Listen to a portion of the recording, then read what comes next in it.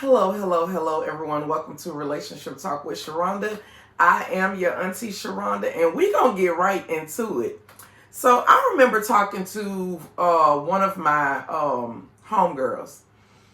Been knowing Christy for years, and Christy was actually one of the first women that I saw growing up actually being an entrepreneur. Like literally, like she was one of the first people that I saw actually out here doing it, right? And just experiencing with different lines of work, but she was the entrepreneur in all of it, right? And I remember Christy told me, Sharonda, one thing you good at doing is turning mess into money. And that always stuck with me, right?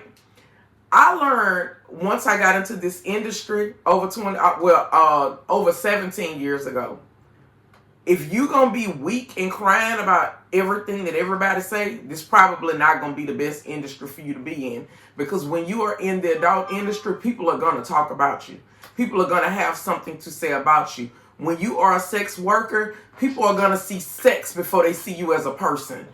These are all of the things that come along with the industry. So I developed tough skin early on in this industry.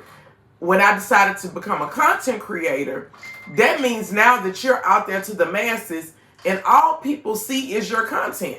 And they feel like you are your content. And there's no more to you than what you're putting out. If I'm putting out how to squirt, dick sucking class, riding class, all of these things that I'm constantly putting out, then guess what? People are going to over sexualize me. It comes with the territory. So when people say, oh, well, people can talk about you. And my response will always be, you can. I have never stopped anybody from talking about me. Okay? It does not bother me. Why? Because I know who I am. Why do I address it or say anything about it? It's never because I'm upset. It's never because I'm mad. I always use everything as a teachable moment. And that's where the turning mess into money comes in, right? Some years ago, I was at Carlette's Swingers Club, and I was on the second floor. If you know how Carlette's is made up, then you know that you have different types of rooms, and then you have the rooms with the little silhouettes, right? And for those of you all that are not familiar with Carlette's, it is a swingers club, right? And I was in the hallway and I was having a conversation with someone. Now, mind you, this is a swingers club, so you got people in all of these rooms and silhouettes, and they up in there hardcore getting it on, right? But I'm standing out there in the hallway and I'm having a whole conversation with someone, and we just out there running it and we talking. The lady literally got up out the bed from having sex with whoever she was in there with, and she said, I heard your voice. She said, I knew that voice. She was like, I had to come see if it was you for myself. I embraced her. How you doing? It's nice to meet you. We at the swingers club. She literally just leaving out the bedroom or the little silhouette room or whatever you want to call it. She'd have got up out the bed with her partner because she heard my voice and she heard me in there talking. I don't live a life where I have to duck and hide anywhere I go.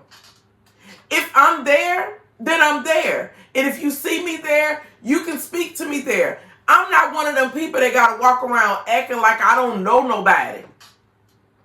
Or people can't approach me because I'm in this setting or I'm doing this. I'm saying all that to say is I live my life out in the open. I live my life free.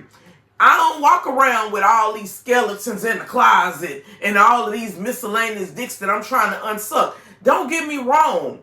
Oh, I love a good time in the bedroom.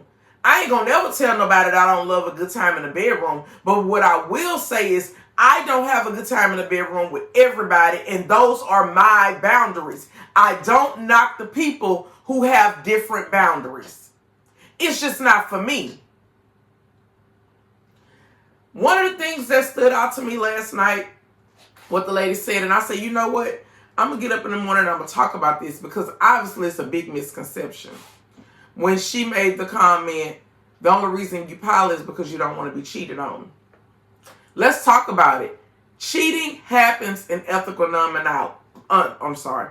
Cheating happens in ethical non-monogamy. Okay? There are so many different relationship dynamics under ethical non-monogamy. Polyamory is one of them, right? When I was single, I more so fell under the polyamory umbrella. Why? Because I was engaging with multiple people, not sexually at all, but I was cultivating multiple relationships at one time. And polyamory is all about cultivating multiple relationships at one time, and everybody know that you're cultivating multiple relationships at one time. The reason why I fall under the monogamous umbrella is because I only have sex with one partner. See, it's a lot of things, it's a lot of education that comes along with this, and a lot of people that are out there in the world, and they're talking and they're not educated, right? So, can cheating happen in ethical non-monogamy? Yes, it can. There's so many different dynamics. You have people that practice parallel. Now, trust me, I've done videos on all of these different things. So you can go back to YouTube and you can look at the videos. But you have parallel. You have triads. You have kitchen table, or some people call it garden party or birthday party style. You have all of these different styles. But with all of these different styles, they all come with a set of rules, right? And if you are doing anything outside of those guidelines and those rules and boundaries that you and your partners have put in place, then yes, you're being disloyal, you're being dishonest, you're betraying people, you're lying to people, you are cheating, even under this type of umbrella. I knew after my divorce,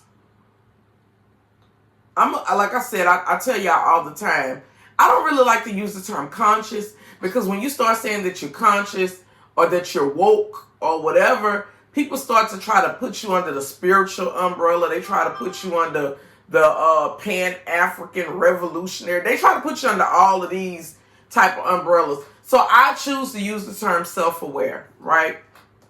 I knew after my divorce, if I decided to pursue another relationship, that I would have to be with someone who understood ethical non-monogamy.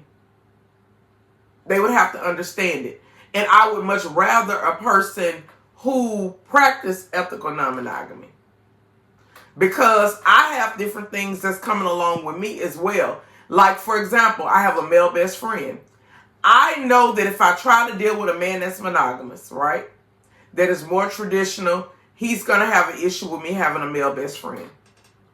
I do not want to have to end my friendship with my best friend to have a relationship. So it's easier for me to find somebody that falls under the ethical non-monogamy umbrella, right? Because you understand and you can accept their friendship. And you can understand that it is a friendship and it's not sexual, right? The other thing that I knew was, in my line of work, I was going to have somebody that was emotionally mature. I have found that you have better luck on the side of ethical non-monogamy to find someone who is emotionally mature. In other words, I have a work phone. That number is public all over Facebook, all over Instagram, all over everything, right? You would be crazy as hell to think that people do not call and text their phone for things outside of doing business.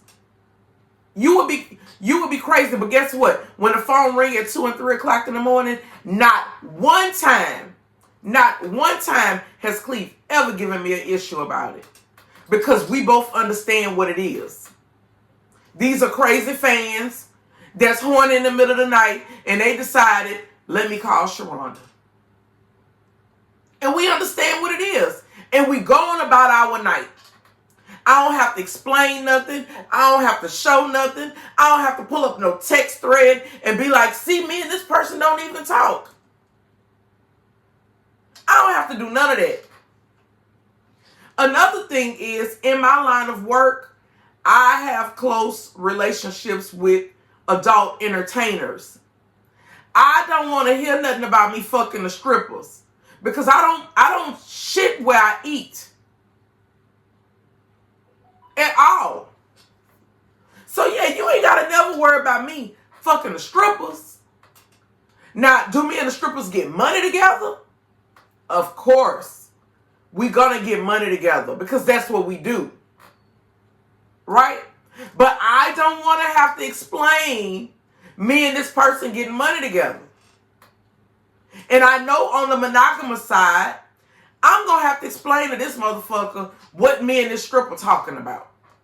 Because he new to this industry. He not my ex-husband. He didn't grow in the industry with me and make the connections with me. He just getting here.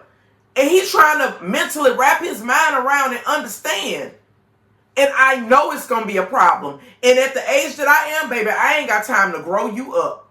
So I know that I'm going to do better over here on this side where people practice ethical non-monogamy because you understand relationships, whether they're work relationships, whether they're friendships, whether they're business relationships. I even had relationships with people that I got money with and I did business with, and all of them have been men. And guess what? My man ain't never gave me no flack about it. I introduce him to the people. If the people got a wife, I make sure that I meet their wife and we get money. I want to be able to continue to host strip shows when I want to. I want to be able to host lifestyle parties, swingers parties if I want to. And I know a person over here on the monogamous side, they not going to understand that because they're going to constantly try to keep me in a box to protect my reputation. You can't protect my reputation. It is what it is at this point. People see me and they see me for who they see me for whatever they want to see me for. Right? So, to say that you on this side because you don't want to be cheated on, baby, I'm on this side for a lot of reasons. And cheating is like literally at the bottom of the list. Because when you come on this side, you know other people going to be around, right? At some point, you know other people going to be around. This piece of hair bothering me. Feel like it. Let me see. Here we go. You know other people are going to be around. But you put rules and boundaries and things like that in place so that you don't have issues. And even on this side, you will still have issues because when you bring in other people in, you know what your intentions are, right? But the one thing that I have ran into is other people's intentions. And me having to pay attention to what's going on around me and reading the room. And when I read the room and I see it for what it is, and I let my man know like, hey, yeah, we could wrap that up with this here. Because I see it for what it is. And once you show me who you are, I believe you. Right? Because everybody ain't coming around to have a good time. Some people are literally coming around because they think they're going to destroy something. They looking for clout. All kind of different things, right? I remember when I first started dating Cleve. And we were hosting a card party, and it was one of the young ladies there. And me and him were like literally, like we had only been exclusively dating maybe 3 months of exclusively dating. So we had the time where we were dating, which was for about 3 months. And then we started exclusively dating. And then like around May or sometime like that, we started hosting the card parties. And the chick at the card party, she was like, well, you know, she assumed that I was bisexual. Let me start there. She made the assumption that I was bisexual. And I had to let her know right then that, oh, I'm good, baby. And she was like, you ain't, you know, like, you don't get down with girls? And I was like, no, not at all. She was like, he only date bisexual women. He don't date women that's not bisexual. Like you gotta deal with girls in order for him to date you. And I was like, well, no, you know, that's not the case. This woman got so upset. She got so fucking upset when she found out that I was not bisexual. She got so upset when she found out that I didn't deal with girls. Because in her mind, she thought that I had came around to be able to deal with them and him. And I was like, yeah, this ain't that. Like, y'all can do whatever y'all do, but yeah, this ain't that at all. Right? I wish I would turn myself out for somebody.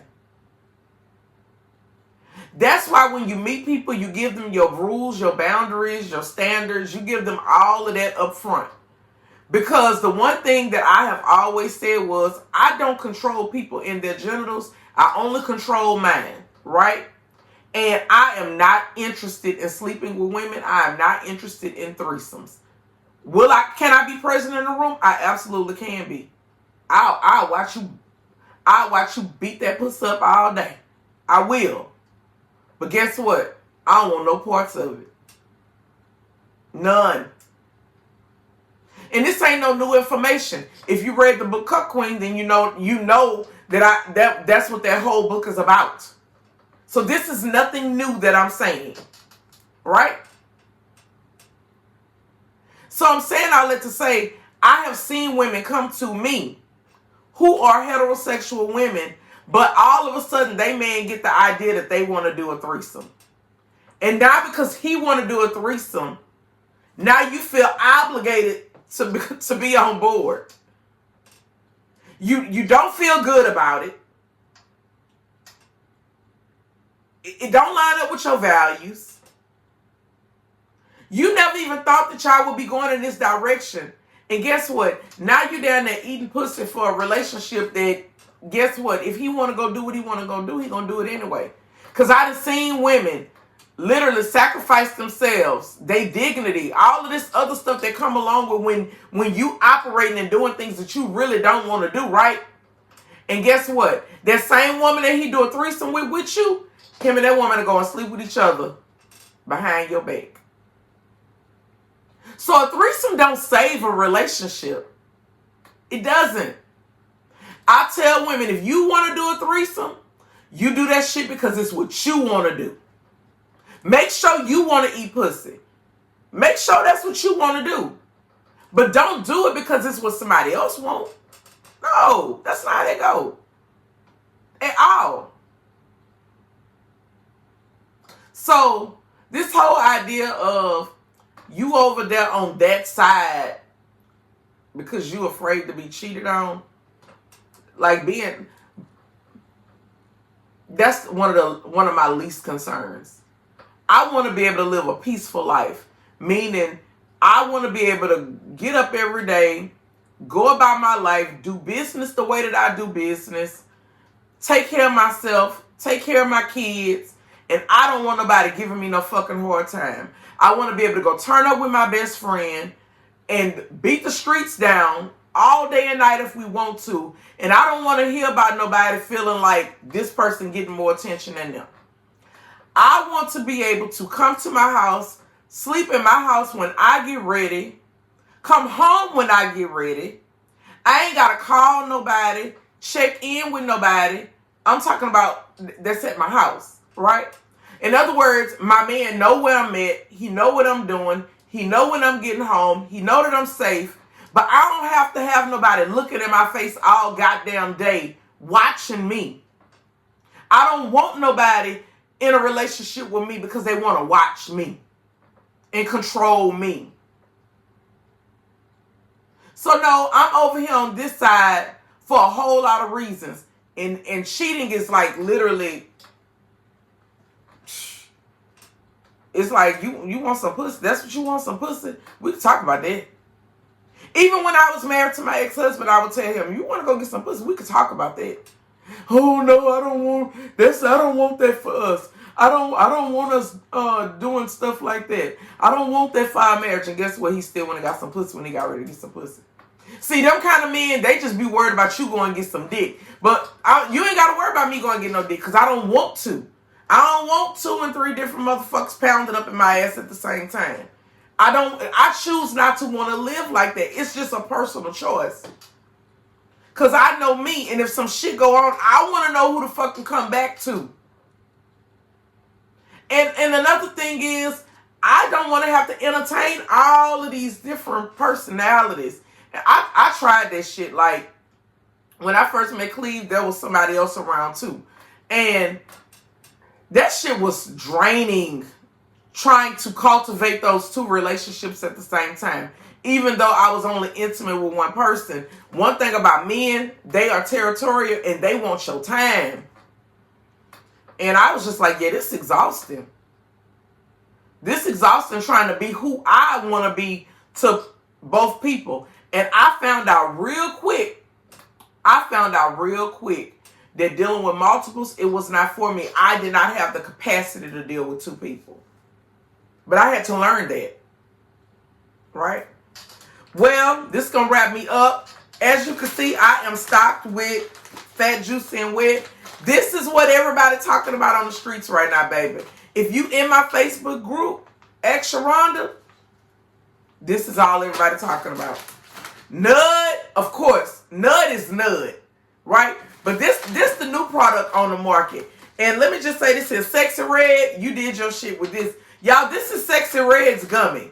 I don't know if y'all knew that, but this is her product. Okay? So, girl, you did your shit with this. That's all I can say. Listen, I'm going to make y'all laugh before I go. So, me and Cleve had did like a lip, homie, we was fucking and did like a lip porn, a lip recording or whatever. And I told him, I was like, send me the video that, you know, that you recorded. Send me the video. So me being me, I done edited the video. I done slowed it down. I done added music to it. You can't even hear no sounds in the background. All you hear is music, right? So I sent him the edited copy of the video. And he was like, what a sound at? I was like, well, I removed the sound and put music to it. He was like, I like to hear that wet shit. Like, he was like, I want to, he want to hear that gush. He want to hear the moans. He want to hear that them hands slapping on that ass. So I had to go back and re-edit the video with the music in the background, right? And all of the different sounds that was being made in the video. Yes, baby. When I say Fat, Juicy, and Wet, had you Fat, Juicy, and Wet, it had that thing so swole, y'all. And it be swole. Pressure. When I say pressure, pressure. It's on the website. It's available for Toy Dash. You all be blessed. You all enjoy the rest of your day. And if you are a content creator like me, turn mess into money. Y'all enjoy y'all day.